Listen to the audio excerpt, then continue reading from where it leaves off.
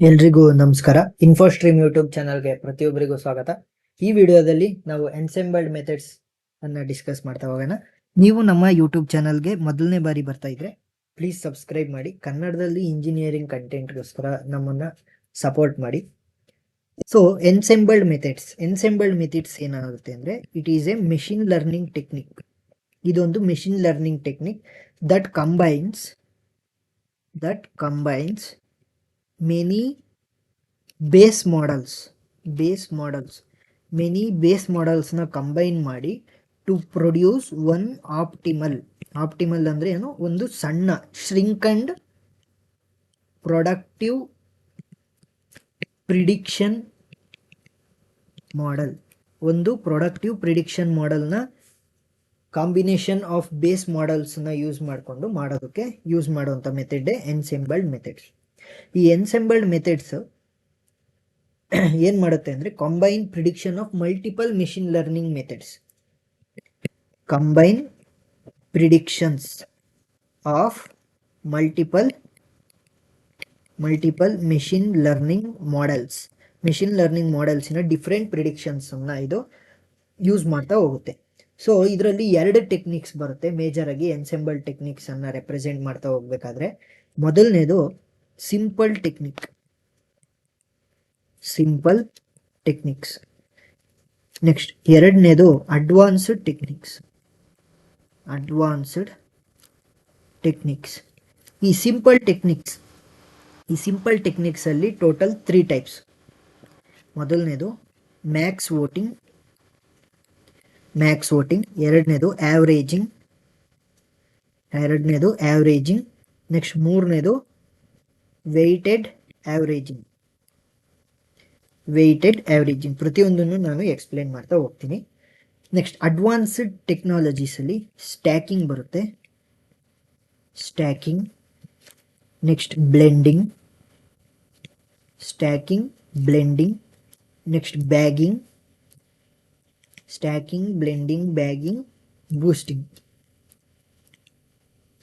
Boosting. So ಈ different types of ಟೆಕ್ನಿಕ್ಸ್ನ ನಾವು use ಮಾಡ್ತಾ ಹೋಗ್ತೀವಿ. ಒಂದೊಂದಾಗೆ ಕಲಿತಾ ಹೋಗೋಣ. ಮೊದಲನೇದು ಮ್ಯಾಕ್ಸ್ ವೋಟಿಂಗ್ ಅಂದರೆ ಏನಿಲ್ಲ, it is used for classifying ಪ್ರಾಬ್ಲಮ್ನ ಕ್ಲಾಸಿಫೈ ಮಾಡೋದಕ್ಕೆ ಯೂಸ್ ಮಾಡ್ತೀವಿ. ಈಚ್ ಪ್ರಿಡಿಕ್ಷನ್ನ ನಾವೇನಂತ ಅನ್ಕೊಂತೀವಿ, each prediction is equal to one vote ಅಂತ ತಗೊಂತ ಹೋಗ್ತೀವಿ. ಆ ಒನ್ ವೋಟಲ್ಲಿ ಯಾರ್ದು ಮೆಜಾರಿಟಿ ಬರುತ್ತೆ ಅದನ್ನ ನಾವು ಮ್ಯಾಕ್ಸ್ ವೋಟಿಂಗ್ ಅಂತ ತಗೊಂತೀವಿ. ಫಾರ್ ಎಕ್ಸಾಂಪಲ್, ನೀವು 5 ಜನ ಫ್ರೆಂಡ್ಸ್ ಇದ್ದೀರಾ. ನೀವು ಏನು ಮಾಡ್ತೀರಾ ಅಂದರೆ ಒಂದು ಮೂವಿಗೆ ಹೋಗಿರ್ತೀರಾ, ಯಾವುದೋ ಒಂದು ಮೂವಿ. ಆ ಮೂವಿನ ರೇಟ್ ಮಾಡಬೇಕು 1 to 10 ಅಲ್ಲಿ. ಆ 1 to 10 ಅಲ್ಲಿ ರೇಟ್ ಮಾಡಿದಾಗ ಆ ಆವ್ರೇಜನ್ನ ಮ್ಯಾಕ್ಸಿಮಮ್ ವೋಟಿಂಗ್ ಯಾರು ಮಾಡಿರ್ತಾನೆ, ಫಾರ್ ಎಕ್ಸಾಂಪಲ್ 10 ಮಾಡಿರ್ತಾನೆ, ಒಬ್ಬ 9 ಮಾಡಿರ್ತಾನೆ. ಆ 10 ಮಾಡಿರೋದನ್ನ ನಾವು ಮ್ಯಾಕ್ಸಿಮಮ್ ಎಷ್ಟು ಕೊಡ್ಬೋದು ರೇಟಿಂಗ್, ಅದನ್ನ ನೋಡ್ತಾ ಹೋಗ್ತೀವಿ. ಸೊ ಪ್ರತಿಯೊಂದು ಪ್ರಿಡಿಕ್ಷನ್ನು ಕೂಡ ವೋಟ್ ಅಂತ ತಗೊಂಡು ಮ್ಯಾಕ್ಸಿಮಮ್ ವೋಟಿಂಗ್ ಮಾಡ್ತಾ ಹೋಗ್ತೀವಿ. ನೆಕ್ಸ್ಟ್ ಆವ್ರೇಜಿಂಗ್ ಏನು ಮಾಡ್ತೀವಿ ಅಂದರೆ ಆವ್ರೇಜ್ ಆಫ್ ಪ್ರಿಡಿಕ್ಷನ್ ಮಾಡಿರುವಂತಹ ಮಲ್ಟಿಪಲ್ ಪ್ರಿಡಿಕ್ಷನ್ನಿನ ಆವ್ರೇಜ್ನ ತೆಗಿತಾ ಹೋಗ್ತೀವಿ.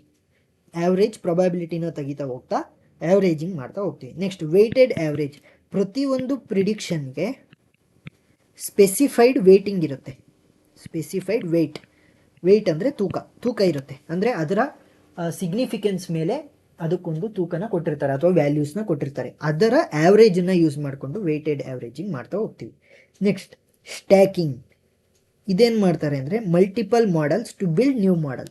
ಸ್ಟ್ಯಾಕಿಂಗ್ ಯೂಸ್ ಮಾಡ್ಕೊಂಡು ಏನು ಮಾಡ್ತೀವಿ, ಮಲ್ಟಿಪಲ್ ಮಾಡೆಲ್ಸ್ನ ಯೂಸ್ ಮಾಡಿಕೊಂಡು ಸಿಂಗಲ್ ಮಾಡೆಲ್, ಒಂದು ಮಾಡೆಲ್ನ ನಾವು ಪ್ರಿಪೇರ್ ಮಾಡ್ತಾ ಹೋಗ್ತೀವಿ. ಸ್ಟ್ಯಾಕ್ ಆಪರೇಷನ್ಸ್ನ ಮಾಡ್ತಾ ಹೋಗ್ತೀವಿ, ಯಾವುದು ಬೆಟರ್ ಅಂತ ನೋಡ್ತಾ ಹೋಗ್ತೀವಿ. Next blending. ಇದು ಏನು ಮಾಡುತ್ತೆ ಅಂದರೆ ಸ್ಟ್ಯಾಕಿಂಗ್ ಅಪ್ರೋಚನ್ನೇ ಫಾಲೋ ಮಾಡುತ್ತೆ. ಸ್ಟ್ಯಾಕಿಂಗನ್ನೇ ಇದು ಫಾಲೋ ಮಾಡುತ್ತೆ.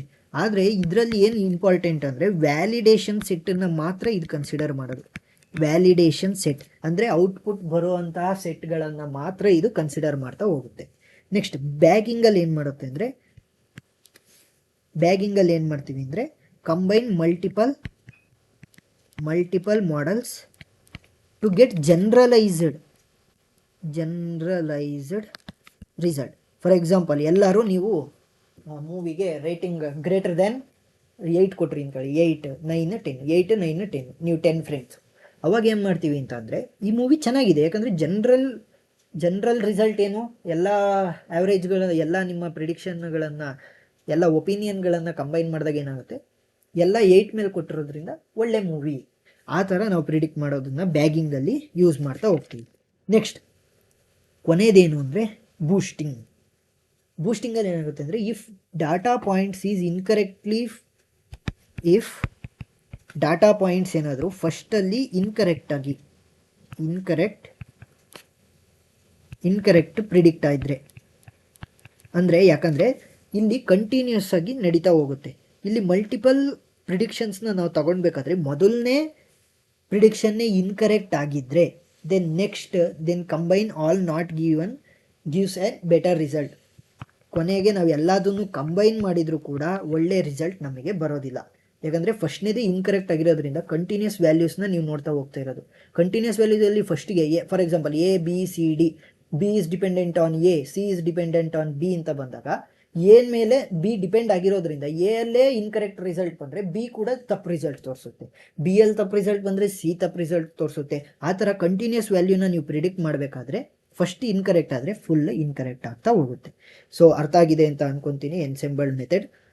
ಏನಾದ್ರು ಡೌಟ್ ಇದ್ದರೆ ಕಮೆಂಟ್ ಸೆಕ್ಷನಲ್ಲಿ ತಿಳಿಸಿ, ಕ್ಲಿಯರ್ ಮಾಡ್ತೀನಿ.